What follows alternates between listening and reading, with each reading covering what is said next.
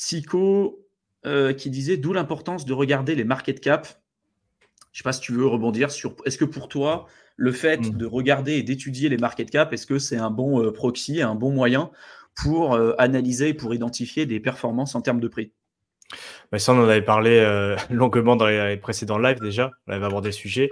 Et c'est vrai que c'est la métrique, j'ai envie de dire, qui est la plus regardée, le market cap, en termes d'évaluer si un projet vaut le coup d'investir ou non. Et au final, quand tu étudies un peu derrière tout ce qu'il y a, on s'est rendu compte, et on l'a déjà évoqué sur d'autres vidéos, que c'est pas forcément une métrique à regarder, parce que le market cap, c'est tout simplement le prix multiplié par le circulating supply.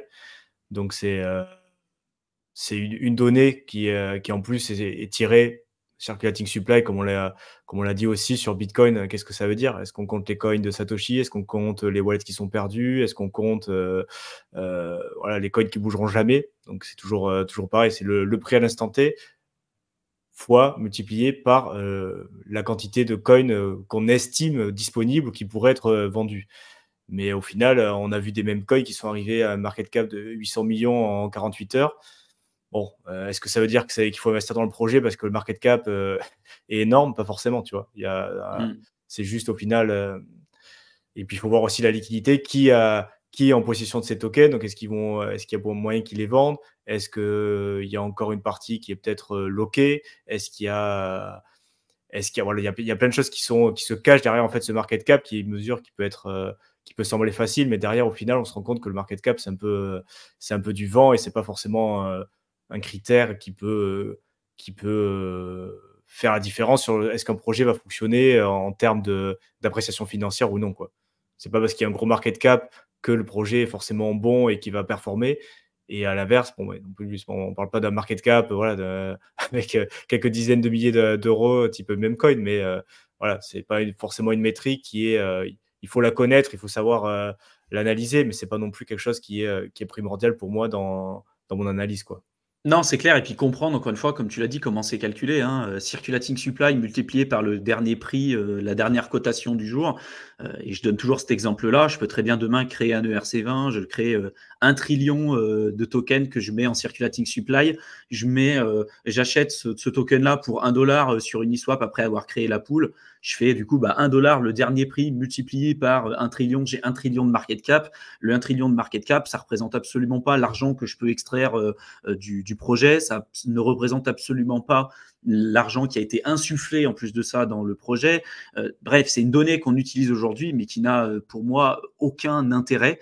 C'est plus un côté psychologique, je pense, que les gens utilisent, et puis parce que c'est utilisé dans toutes les gros sites de notation, hein, CoinGecko, CoinMarketCap. Aujourd'hui, on parle que de ça. Mais tu vois, si tu te mets dans l'idée et d'essayer de mettre au début d'Internet un market cap sur Internet, vu qu'il y avait tout un tas de marchés qui n'existaient pas, et les entreprises que ça a créé par la suite et tout, c'était clairement impossible, tu vois. L'industrie du streaming, ça n'existait pas, Twitch, ça n'existait pas. Enfin bref, il y a beaucoup de choses qui n'existaient pas. Tu prends aujourd'hui, tu prends même le Bitcoin au tout début, quand on parlait de la réserve de valeur, Satoshi Nakamoto, il a écrit des emails au tout début où il expliquait en fait sa vision, et il disait voilà, selon mes prédictions, et si jamais ça se passe correctement, et si ça devient la réserve de valeur, ce pourquoi ça a été créé, on aurait un Bitcoin à 10 millions de dollars par BTC à la fin en fait de tout le cycle, après l'adoption globale. Et au début, 10 millions de dollars par Bitcoin, quand le truc, il valait que dalle, qu'il y avait même pas de pool de minage, il y avait même pas de frais à mettre dans les transactions parce qu'il y avait tellement personne, et que le Bitcoin n'était même pas coté. Autant te dire que même quand ça valait 10 centimes ou 1 euro, les gens, ils se foutaient d'un peu, ils pouvaient se dire, c'est n'importe quoi, tu vois. Et puis après, ça a commencé à avancer, ça a un petit peu évolué. Et puis sans parler des 10 millions, tu vois, tu dis, tiens, quand le Bitcoin, il valait 1 dollar ou 1 euro, je te dis, dans 10 ans, le truc, il vaut 68 000, t'aurais rigolé. Et tu te serais dit, ouais, mais regarde, ça ferait quel market cap? 1 trillion de market cap, 1,1 trillion. C'est n'importe quoi, c'est pas possible. C'est plus d'argent que certains pays, certains PIB de pays et tout. Je dirais, c'est pas possible. Pour autant, aujourd'hui, ces mêmes personnes te disent, bah, le Bitcoin, il va monter à 500 000, il va monter à 1 million. Et en fait, tu vois, le market cap, c'est un truc qu'on repousse. Pareil pour Ethereum. Aujourd'hui, tu vois, le marché de la réserve de valeur, on commence à avoir une idée, on est capable d'avoir une idée sur ce que ça peut représenter. Par exemple, si tu prends le marché de l'immobilier, le marché des actions, etc., tout ça, c'est des réserves de valeur. On l'utilise pour préserver notre pouvoir d'achat et vaincre l'inflation. Mais rien que le marché de l'immobilier dans le monde entier, c'est 250 trillions de dollars. Juste pour donner un exemple. Les actions, je ne sais plus combien c'est énorme. Après, il y a les produits dérivés, il y a l'art aussi qui est utilisé pour la réserve de valeur. Donc, et puis il y a aussi les métaux précieux, l'or et l'argent. Ouais. Mais c'est pour ça qu'on dit souvent, bah tiens, si le Bitcoin a le market cap de l'or, il aurait, je crois que c'est 450 000 ou 500 000 dollars par Bitcoin. Je crois que c'est à peu près ça si on faisait le calcul.